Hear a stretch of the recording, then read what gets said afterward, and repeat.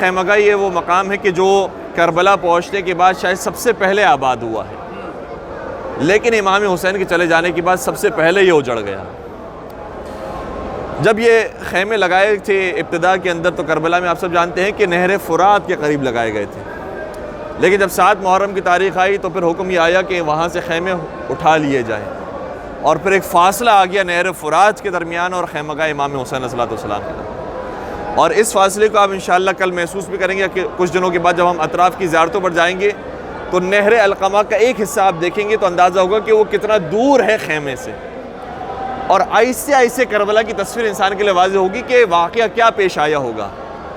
دیکھیں خیمے اس طرف ہیں اور لشکر یزیدی حضرت ابوالفضل عباس کے روضے کے بھی بہت پیچھے کی طرف ہے، اور یہیں سے حضرت ابوالفضل عباس گئے تھے پانی لینے کے لیے نہر فرات کے قریب، یہیں سے حضرت علی اکبر گئے تھے، یہیں سے حضرت علی اصغر کو لے جایا گیا تھا، یہیں سے باقی شہداء کربلا گئے ہیں، اور حضرت ابوالفضل عباس ان کا روضہ اتنا دور کیوں ہے؟ ایسا نہیں کہ باقاعدہ ان کے لاشیں کو اٹھا کر وہاں لے جا کر دفنایا گیا ہو، نہیں، جب وہ پانی لا رہے تھے تو ان کے ہاتھ قلم ہو گئے اور وہیں پر وہ زمین کربلا پر گرے ہیں اور وہیں پر انہیں دفنایا گیا ہے مولا سید سجاد کے حکم سے۔ اور اسی طریقے سے باقی شہداء کربلا کے مقام علی اکبر کیوں ہیں وہاں پر؟ کیونکہ وہاں حضرت علی اکبر کی شہادت ہوئی ہے۔ مقام علی اصغر کیوں ہیں وہاں پر؟ کیونکہ علی اصغر کو وہاں تیر لگا ہے۔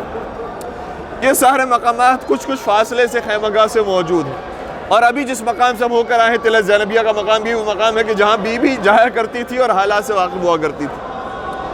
تو خیمے 7 محرم کو یہاں پر لگا دیے گئے۔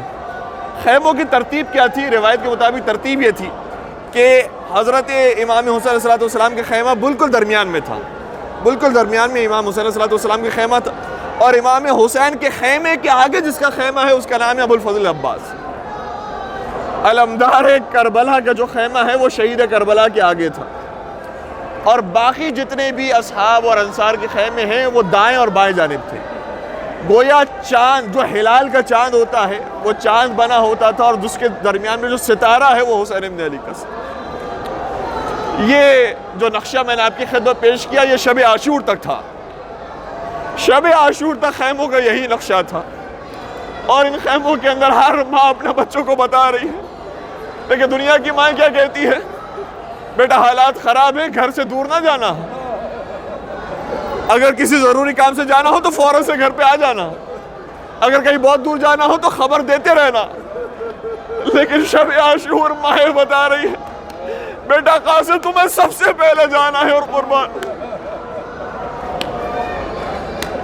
شہزادی زینب کبریٰ سکھا رہے ہیں بیٹو محمد کا ایسا نہ ہو کہ علی اکبر کا لاشا پہلے آ جائے، تمہیں سب سے پہلے جانا ہے۔ شب عاشور ہر ماں اپنے بچوں کو کہہ رہی ہے بیٹا تجھے سب سے پہلے قربان ہونا ہے۔ یہاں تک کہ واقعہ خیمے کے بہت سارے ہیں، لیکن ایک واقعہ جو میں نے بالکل تازہ ابھی کتاب کے اندر دیکھا، ایک مرتبہ نافع بن ہلال کہتے ہیں کہ میں امام کے ساتھ ساتھ تھا، جہاں امام جا رہے تھے میں ان کے ساتھ ساتھ چلتا جا رہا تھا، گویا امام کے خادمین میں ان کا شمار ہوتا ہے۔ کہتے ہیں ایک مقام وہ آیا کہ جہاں پر مولا حسین اپنی بہن زینب کے خیمے میں داخل ہوئے، مجھے یہ محسوس ہوا کہ کچھ دیر کی گفتگو کی واپس آ جائیں گے، اس لیے میں وہیں خیمے پہ انتظار کرنے لگا۔ تو میں نے خیمے پر جب انتظار کر رہا تھا تو بی بی کی گفتگو سن لی۔ بی بی اپنے بھائی سے کہہ رہی تھی بھیا حسین کل قربانی کا دن ہے، تم نے اپنے اصحاب کا امتحان لے لیا ہے، کہیں ایسا نہ ہو کہ بھائی حسن کے اصحاب کی طرح تمہارے اصحاب بھی تمہیں چھوڑ کر چلے جائیں۔ نافع بن ہلال کہتے ہیں میں یہ ساری آواز سن رہا تھا، میں گھبرا گیا، اور گھبرا کر میں حبیب ابن مظاہر کے پاس آیا۔ میں نے کہا مجھ سے غصہ کی ہو گئی ہے لیکن میں نے جملے سن لیے ہیں کہ بی بی زینب کبریٰ اپنے بھائی سے کہہ رہی ہے تو اپنے اصحاب کا امتحان لے لیا۔ اے حبیب لگتا ہے کہ علی کی بیٹی کو ہم پر بھروسہ نہیں ہے، کوئی ایسا کام کرو کہ بی بی کو بھروسہ آ جائے۔ حبیب ابن مظاہر نے سب کو جمع کرنا شروع کیا، جو بنی ہاشم والے تھے انہوں نے کہا کہ کیا بات ہے؟ حبیب ابن مظاہر کہتے ہیں کہ تم سے ہمیں غرض ہی ہے، جو ہم غیر بنی ہاشم ہیں ہم جا کر جواب دیں گے مولا حسین کو۔ سارے اصحاب جمع ہوئے، اور بیوی کے خیمے کے قریب آ کر جمع ہو گئے. جب آواز بلند ہوئی بھی مولا باہر تشریف لائے. کہا کہ یہ کیا بات ہے, تمہیں معلوم نہیں یہ خواتین کا خیمہ, تم کیا کرنے کے لیے آئے ہو؟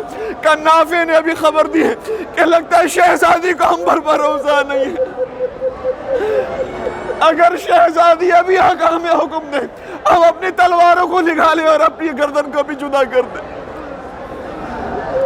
جا کر اپنی بہن سے کہہ دیجئے کیا حکم ہے کہ آپ ابھی ہم شہادت پیش کریں یا کل کا انتظار کریں. مولا نے سب کو دعائیں دی, سب کو کہا کہ مجھے تمہاری وفا پر پورا بھروسہ ہے. بس عزادارو شب عاشور گزر گئی اور صبح عاشور کا سورج شروع ہوا.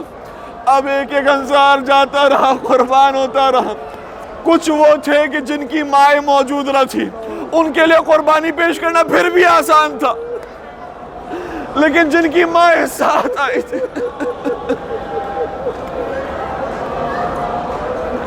کیسے ماں سے کہیں کہ اب آخری ودا دینے کے لیے آئے, اب ہماری آخری ملاقات ہے.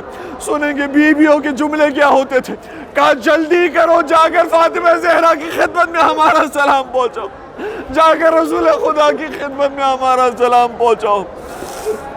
عزاداروں میں پوری اب تفصیل بیان نہیں کر سکوں گا.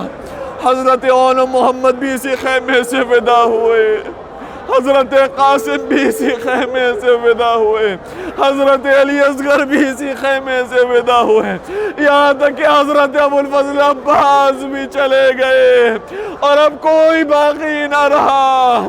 میرے مولا تشریف لائے اور فرمان لگے فضہ وہ کرتا لے کر آؤ جو ہماری ماں سیا کرتی تھی اور سیتے سیتے رویا کرتی.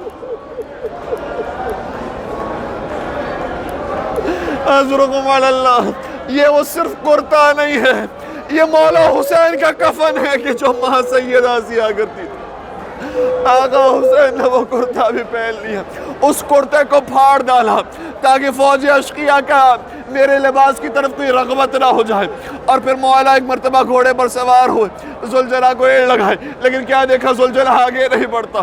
شاید کہا ہوگا اے زلجلہ میں نے صبح سے لے کر اب تک تجھے بہت زحمت دی ہے, بار بار گیا ہوں, بار بار آیا ہوں, تجھے بڑی تکلیف ہوئی ہے, لیکن اب یہ آخری تکلیف ہے, اس کے بعد حسین تجھے مزید تکلیف نہیں دے گا, اور یہ تکلیف بھی آدھی تکلیف ہے, بس مجھے لے کر جانا, واپس لے کر نہیں آنا. لیکن روایتیں کہتی ہے کہ زلجنہ نے ایک مرتبہ اپنے سر کو نیچے جھکایا. آقا حسین نے جو نیچے دیکھا تو کیا دیکھا, 4 برس کی بچی زلجنہ کی ٹانگوں کو پکڑ کے کہہ رہی تھی اے زلجنہ میرے بابا کو مقتل میں نہ.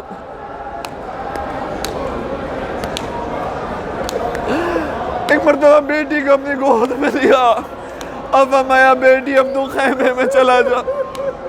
بیٹی نے ایک درخواست کی, فرمانے لگی بابا جان استسلمت للموت, آپ بھی مرنے کے لیے جا رہے ہیں. مولا نے فرمایا کیف لا یستسلموا من لا ناصر له ولا معین, وہ شخص کیسے مرنے کے لیے نہ جائے جس کا کوئی یاور و مددگار نہ بچا. سنیں گے پھر بچی نے کیا درخواست کی. بچی کہنے لگی یا ابا ردنا الى حرم جدنا, بابا اگر آپ مقتل کی طرف جا رہے ہیں تو ہمیں نانا کے مدینہ چھوڑ کر